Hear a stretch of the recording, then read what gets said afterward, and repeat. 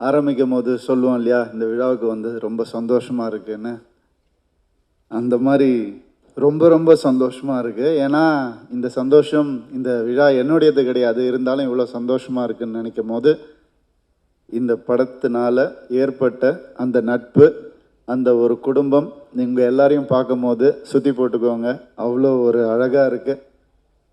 இதே மாதிரி இந்த வெற்றியும் அமைஞ்சிடும், கண்டிப்பாக அமைஞ்சிடும். அப்படி அமைஞ்சிடுச்சுன்னா, அப்படி அமைகிற நேரத்தில் அதுக்கும் என்னை கூப்பிடுங்கன்னு சொல்லி அன்போடு கேட்டுக்கிறேன். இந்த படம் நான் பார்த்துட்டேன், நைட்டு தான் பார்த்தேன்.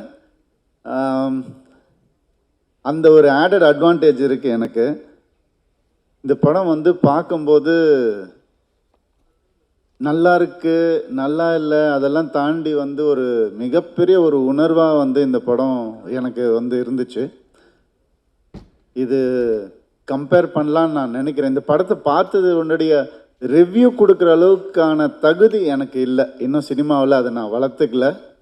அது நான் இன்னும் கற்றுக்கிட்டே இருக்கிறதுனால எனக்கு வந்து இந்த ரிவ்யூ கொடுக்கணுன்னா ஓரளவுக்கு கற்றுக்கிட்டு தான் கொடுக்கணும். நான் இன்னும் கற்றுக்கிட்டே இருக்கேன்னு தான் நினைக்கிறேன்.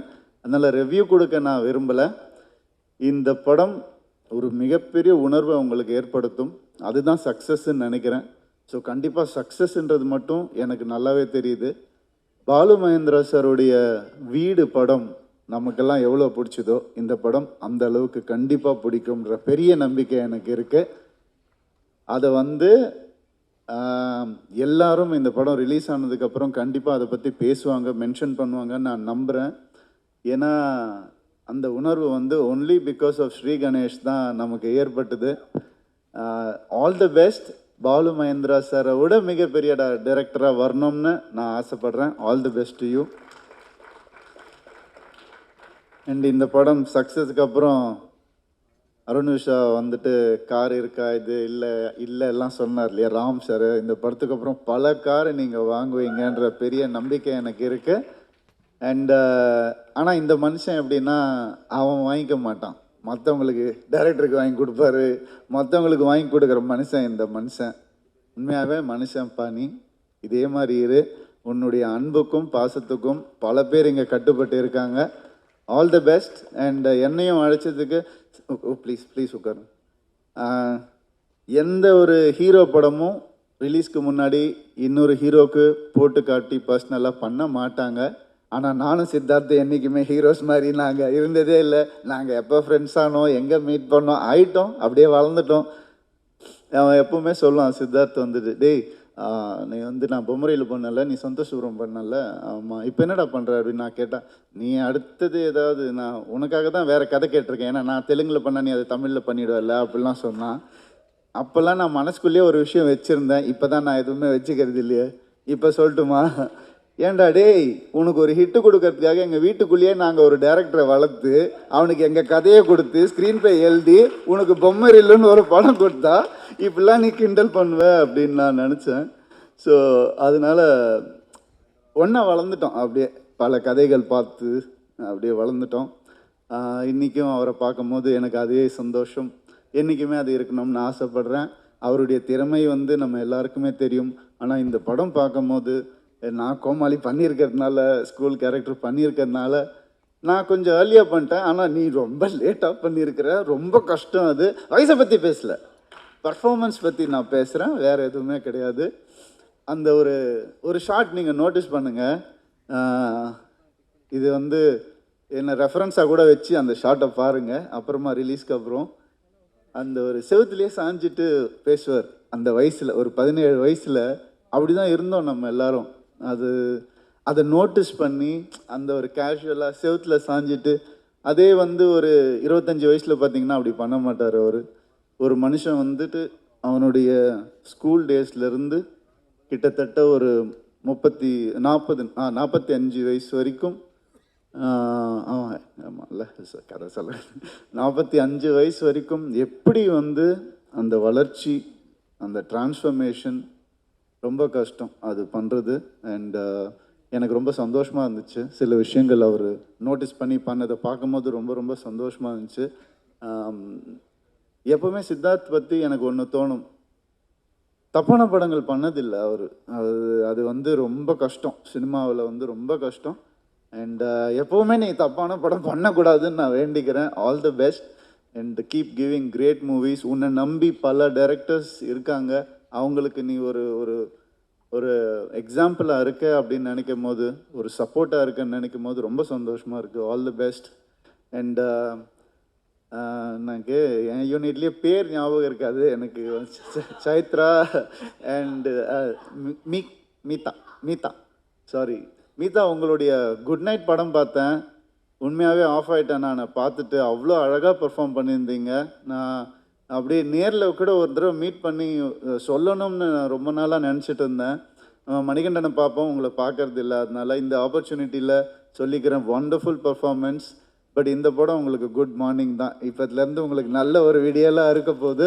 Extraordinary performance. All the best to you. And மீதா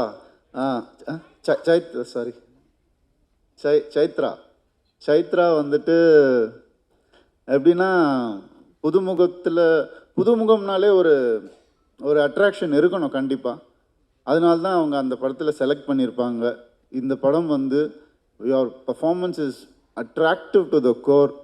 நீங்கள் சொன்னீங்க இல்லையா ஸ்டேஜில், இந்த எத்தனை படம் பண்ணாலும் முதல் படம் மாதிரி நான் மறக்காமல் இருப்பேன்னு. நான் உங்களுக்கு ஒன்று சொல்கிறேன், எனக்கு வந்த அட்வைஸை நான் உங்களுக்கு சொல்கிறேன். நீங்கள் எத்தனை படம் பண்ணாலும் எல்லா படத்தையும் முதல் படம் மாதிரியே நினச்சி பண்ணுங்கள், நீங்கள் எங்கேயோ போயிடுவீங்க. அந்தளவுக்கு you are talented. All the best to you. And நான் வர வழியில் அப்படியே எல்லோரையும் மீட் பண்ணிவிட்டு வந்தப்போ, காஸ்ட் கூட ஆக்டர்ஸ் கூட வந்துட்டு நம்ம மியூசிக் டைரக்டர் உட்காந்துருந்தார். நான் அப்போ அவரை பார்த்துட்டு, நான் அவரை முன்னாடி பார்த்ததில்லை. சரி, இவர் படம் பார்த்துருக்கோமே, இவர் எந்த கேரக்டர் பண்ணியிருக்காருன்னு ரொம்ப நேரமாக யோசிச்சுட்டு இருந்தேன். எல்லாருக்கும் நான் இந்த விஷஸ் சொன்னேனே, இவர் இப்போ எடிட்டிங்கில் தூக்கிட்டாங்களோ அப்படிலாம் யோசிச்சுட்டு இருந்தேன். எப்படி இவர் அட்ரஸ் பண்ணுறது என்னன்னு தெரியல. அப்புறம் தான் ஒரு மியூசிக் டைரக்டர்னு தெரியும்.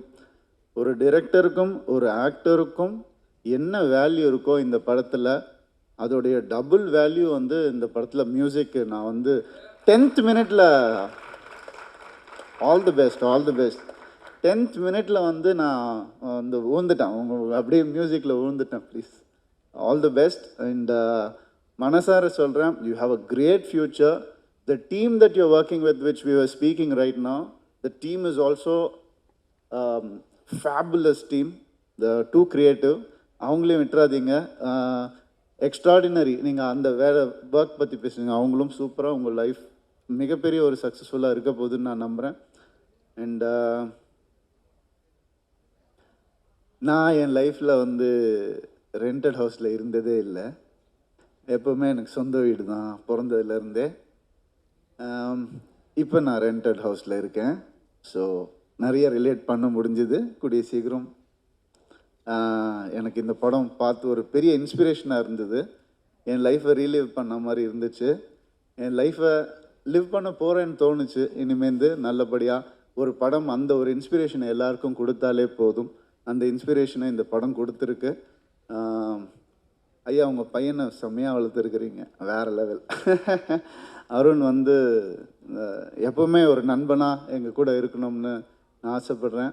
நான் உங்கள் கூட பெருசாக பேசினதில்லை. I'm glad that you are there next to him in his every step. I heard a lot about you. உட்காந்துருக்கும் போது இதே மாதிரி நீங்கள் சிவசக்தி மாதிரியே இருக்கணும்னு ஆசைப்பட்றேன் என்றைக்குமே லைஃப்பில். All the best. யாரையாவது மறந்துருந்தால் மன்னிச்சுக்கோங்க. தேவயானி மேம், சாரி, மறக்கவே முடியாது இல்லை. இப்போ ரீசெண்டாக போயிருந்தேன் மேம் ஒரு ஃபங்க்ஷனுக்கு, ஒரு ரெஸ்டாரண்ட்டுக்கு, ஒரு சின்ன விஷயமா. அப்போ நான் அண்ணான்னு கூப்பிட்டா அவர் திரும்பி, சார் என் பேர் ராம், ராமண்ணா அப்படின்னு சொல்லும் போது டக்குன்னு உங்கள் ஞாபகம் வந்துச்சு. அந்த டைலாக் அவ்வளோ ஃபேமஸ். அண்ட் ஜீனி, உங்கள் கூட நடிக்கணும்னு நான் சொல்கிறேன் மேம். அது இன்னொரு ஃபங்க்ஷனில் நம்ம அதை பற்றி நல்லா பேசுவோம் மேம். நான் சொல்கிறேன் மேம், நல்லபடியாக வேலைகள் போயிட்டுருக்கு, சிஜி ஒர்க் எல்லாம் போயிட்டுருக்கு. அண்ட் சரத்குமார் சார் அஃப்கோர்ஸ் ஒரு அம்ப்ரெல்லா மாதிரி இந்த படத்துக்கு ஒரு எல்லாரையும் அப்படியே அரவணைச்சிட்டு, நனைய விடாமல், வெயில் பட விடாமல், வாங்க வாங்க நம்ம பார்த்துக்கலாம் அப்படின்னு சொல்லி, அந்த டயலாகும் அதே டயலாக் தான், நான் பார்த்துக்கிறேன், நான் இருக்கேன் அப்படின்னு சொல்கிற அந்த படத்தில் அந்த wonderful dialogue. So it's a feel awesome film, not a feel good film. இது எக்ஸ்ட்ராடினரியான ஒரு படமாக இது வரணும். just for your good heart and for the people who believe in good scripts, the audience who are eager to watch good scripts. இந்த படம் கண்டிப்பாக அவங்க எல்லாருக்கான ஒரு படமாக இருக்கும். என்ன இந்த விழாவுக்கு கூப்பிட்டதுக்கு ரொம்ப ரொம்ப நன்றி. Thank you so much.